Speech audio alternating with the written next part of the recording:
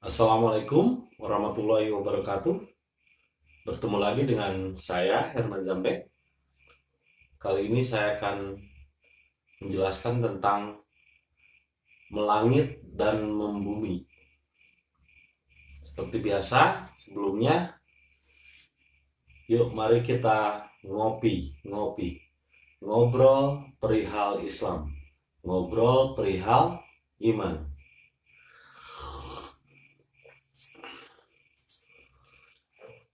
Seperti biasa juga, saya selalu mengatakan untuk bisa mencerna apa yang ingin saya sampaikan ini, kita harus rileks dan tenang.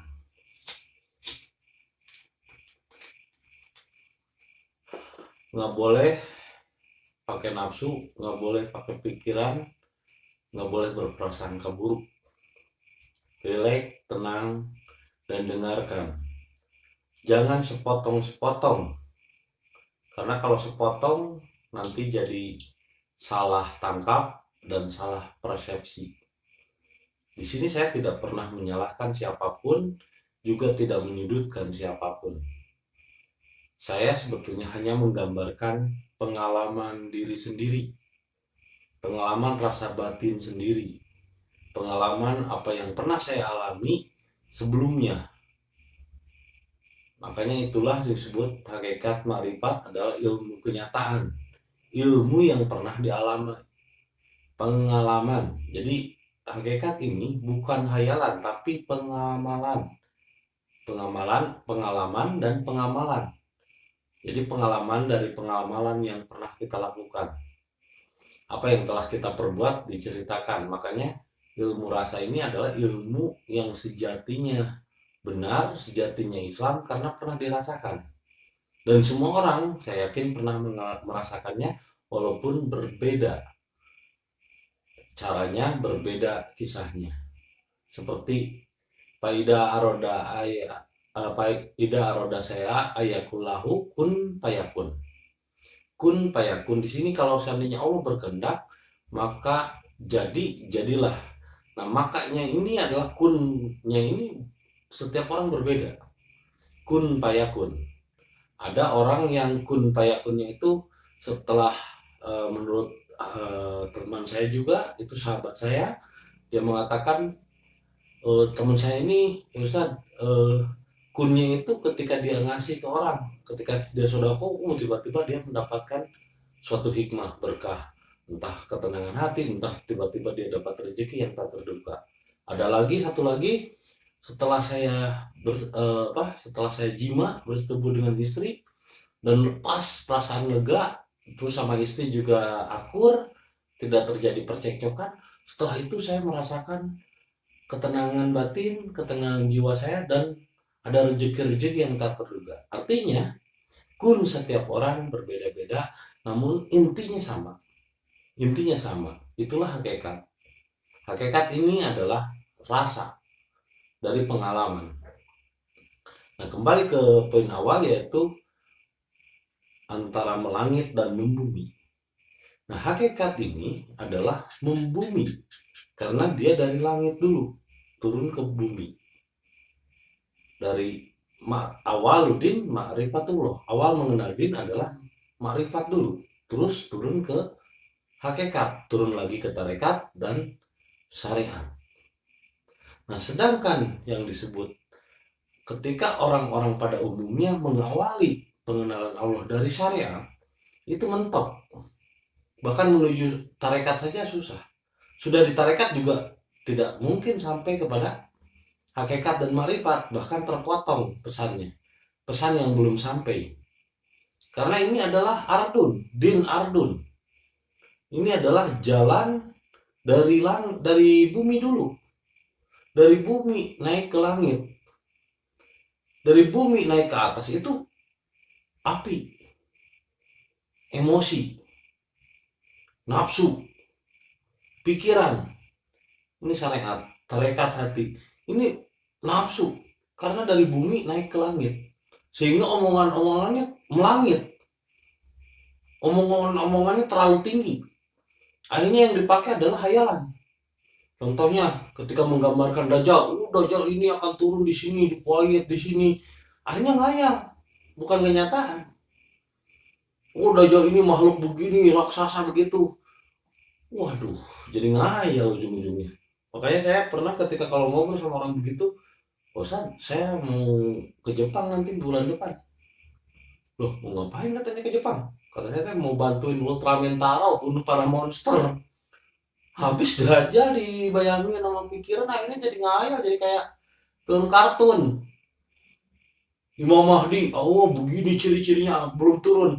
Wah, Imam Mahdi udah kelewat, Imam Mahdi bahkan udah meninggal dunia. Ini masih ngayalin, masih ngarepin bahwa akan turun Imam Mahdi. Dan Imam Mahdi yang dibayangkannya itu adalah hayalan.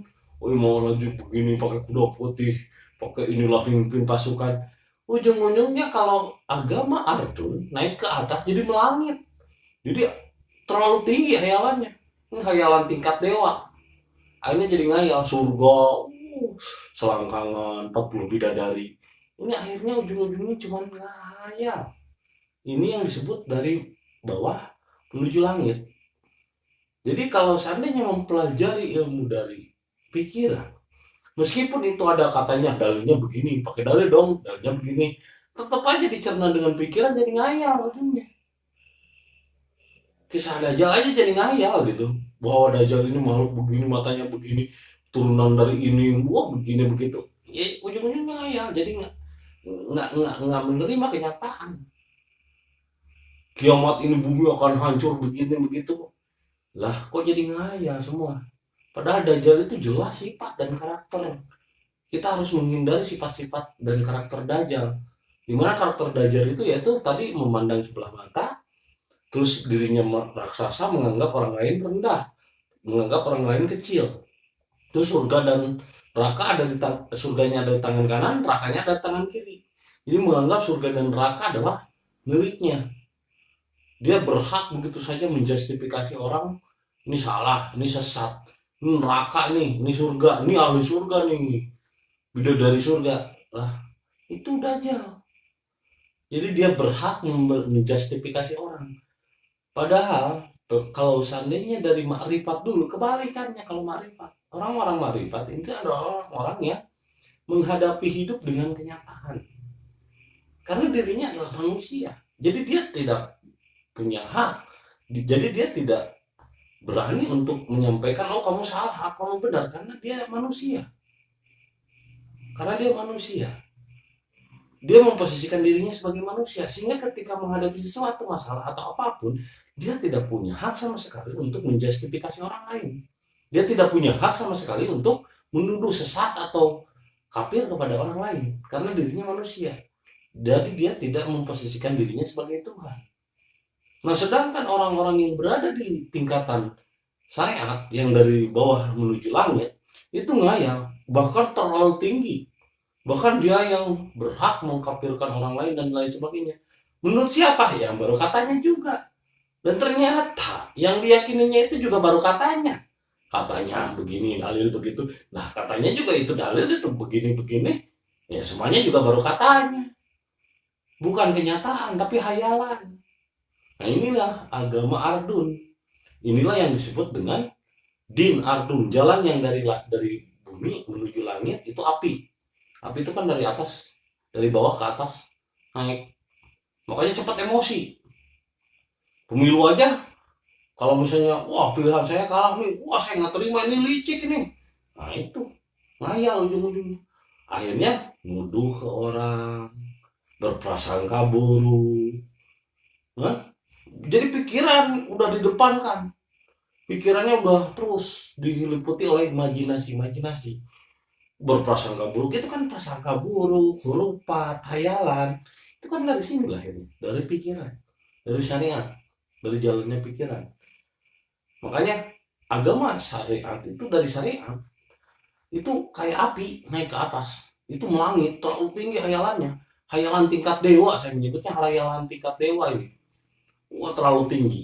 Akhirnya agama-agama syariat ini yang diawali dari syariat, ujung-ujungnya ngayal, ujung-ujungnya berprediksi ini, berprasangka ini, membayangkan ini, membayangkan itu, tapi dia tidak melihat kenyataan, ngahayal, menuduh orang lain dan lain sebagainya. Inilah yang disebut dengan agama ardun dari bumi.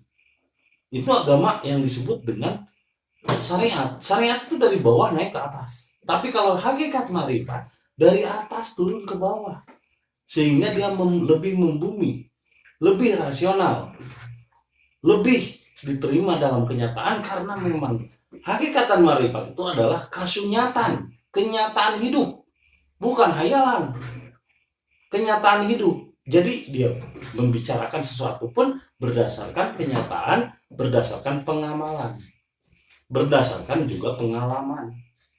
Jadi bukan tentang hayalan harus begini surga begitu, enggak. Kita yang nyata aja, yang nyata benar-benar terjadi. Makanya kalau yang benar itu adalah harus dari atas dulu. Awaludin ma'rifatullah. Awal mengenal diri itu harus mengenal dulu Allah. Dan cara untuk mengenal Allah adalah mengenali diri. Man aropa nafsahu faqad aropa rabbahu. Barang siapa yang mengenali dirinya, maka dia akan mengenali Tuhannya. Maka dia akan mengenali siapa Allah. Mengenali diri dulu, nyata. Bagaimana caranya, Bang, untuk berserah diri katanya? Yang terpenting ini yang harus diserahkan. Ini sujudkan. Ini karena ini sifatnya itu melayang terus, ngehayal. Lagi sholat aja, ngayal kemana-mana. Berprasangka ini. Kalau seandainya terus kita dibiarkan, sementara jiwa kita tertidur, kita dibiarkan pikiran terus yang menguasai diri, ini kita akan tersiksa selama hidup kita. Akan terus berprasangka buruk sama orang lain. Akan terus berpikir bahwa, wah licik nih, KPU nih licik. Karena apa? Pikiran. Pikiran yang terus melayang-layang dan berprasangka. Coba kalau kita menggunakan rasa. Gunakan rasa. Kenyataan. Kita hadapi kenyataan. Menyerahnya itu dengan rasa, bukan dengan ini. Dan simpan pikirannya. Ini sama ketika seperti sholat. Berdiri. Menyerah. Allahu Akbar. Menyerah. Pikiran itu menyerah. Kalau lagi ditodong kan sama orang, menyerah begini. Angkat tangannya, menyerah. Ya kan? Menyerah sama Allah, Allahu Akbar. Dijaga hatinya juga. Menyerah. Lalu bagaimana menyerah? Ini jangan di kemana-mana, jangan pikirannya di kemana. Makanya istilah di Sunda suka dipakai ikat. Ini ikat itu tujuannya agar pikiran jangan kabur, jangan kemana-mana. Ini simbol dalam Sunda, ini simbol bahwa kenapa pakai ikat, agar pikiran tidak kemana-mana, agar tidak ngayal, agar tidak melangit, untuk tetap di bumi. Jadi pikiran tetap di bumi, pikiran tetap dirasakan, merasakan tubuh, merasakan nikmatnya rokok. Kan hidup apa? Intinya hidup untuk menikmati, dinikmati, disyukuri. Dan disyukuri pakai apa? Pakai rasa, bukan pakai pikiran. Kalau misalnya kita ngerokok, tapi pikiran ngayal kemana-mana, nggak enak rokok. Tapi kalau kita merasakan rokok, sambil merasakan, di bumi tetap pikirannya, jangan kemana-mana. Jangan ngayal. Makanya lebih berbahaya terpengaruh oleh pikiran daripada terpengaruh oleh asap rokok. Lebih berbahaya terpengaruh oleh pikiran daripada terpengaruh oleh asap rokok. Jadi pikirannya diikat, jangan kemana-mana, jangan kabur ke sana kemari, apalagi jangan sampai ke langit, terlalu tinggi hayalannya, surga begini, surga begitu, buruk lah. Nabi Muhammad disuruh Miraj pakai buruk, padahal buruk di situ bukan kendaraan, wajah perempuan kuda kayak gini, wah itu jadi ngayal dengannya. Padahal buruk di sini adalah bibarokatin, dengan keberkahan. Maka cobalah mengenali Allah dengan mengenali diri, agar kita membumi, bukan melangit. Kebalikannya, kalau dari syariat itu ujung-ujungnya melangit, terlalu tinggi hayalannya, akhirnya jadi nuduh orang, nuduh ini, nuduh licik, nuduh curang lah sama orang. Selalu dirinya diliputi oleh kemarahan dan kedengkian, hasud, benci, berprasangka buruk sama orang. Sebetulnya neraka tidak menunggu sampai dirinya mati, karena di dunia pun dia sudah diliputi oleh kemarahan dan kedengkian. Sebetulnya neraka tidak menunggu dia harus mati dulu. Di dunia pun dia sudah merasakan panasnya pikirannya, panasnya hatinya, sehingga tindakannya selalu anarkis. Dan dakwahnya selalu mengajak orang untuk melakukan anarkis pula. Kemarahan, dengki. Akhirnya orang dibawa kepada kemarahan dan kedengkiannya. Nah, lalu siapa yang terbawa? Ya orang-orang bodoh yang percaya. Orang-orang bodoh yang percaya sama ahli kitab. Ahli kitab kok disembah. Ahli kitab itu kan diayatin juga. Ahli kitab itu lima talbisul haqqu bil batil, memutarbalikan ya jadi batil. Itulah agama Ardun. Yang percaya kepada kitab itu ujung-ujungnya membalikan antara hak dan batil. Yang hak jadi batil, yang batil jadi hak. Ini terlalu ngayal, melangit. Sedangkan yang disebut dengan marifat dan hakikat adalah pengenalan jati diri dan kenyataan hidup apa yang dirasakan. Bahkan ketika menyerah kita harus awalnya itu harus mengenal dulu batin. Itu batin. Batin itu ibarat kelompok kelapa. Itu luarnya itu ada hatinya dibuka, terus ada batoknya dibuka. Ketika batoknya dibuka, nah di situ ada dagingnya yang putih, itulah batin. Nah, kita harus menemukan dulu setelah baknya dibuka, menyerah dengan rasa. Kalau ketemu baknya, dibuka baknya, jadilah alif. Bak terbuka, jadilah alif. Alif ini adalah air kelapanya yang paling dalam. Nah, ketika alif tertantang antara Allah yang ada di dalam diri dan Allah yang ada di luar diri, melebur menjadi satu, hilanglah alif, maka jadilah bismillah. Satu kesatuan antara dirinya dan Allah. Sehingga sifatnya akan Ar-Rahman dan Ar-Rahim terhadap sesamanya. Sifatnya akan Rahman dan Rahim. Sifatnya akan sangat melas asih. Inilah yang disebut silih wangi, saling memberi wangian. Silih asah, silih asih, silih asuh. Gemah ripah roh jinawi. Gemah ripah repeh rapih. Ini akhirnya jadi rapi, jadi rukun. Dengan tetangga rukun, dengan siapapun rukun, dengan berbeda agama rukun, dengan berbeda keyakinan dan pemikiran pun tetap rukun. Inilah yang disebut Bhinneka Tunggal Ika, dan semuanya untuk innalillahi wa inna ilaihi rajiun. Terima kasih atas kesetiaannya menonton video dari channel saya ini. Semoga bermanfaat dan jadi hidayah bagi kita semua. Assalamualaikum warahmatullahi wabarakatuh.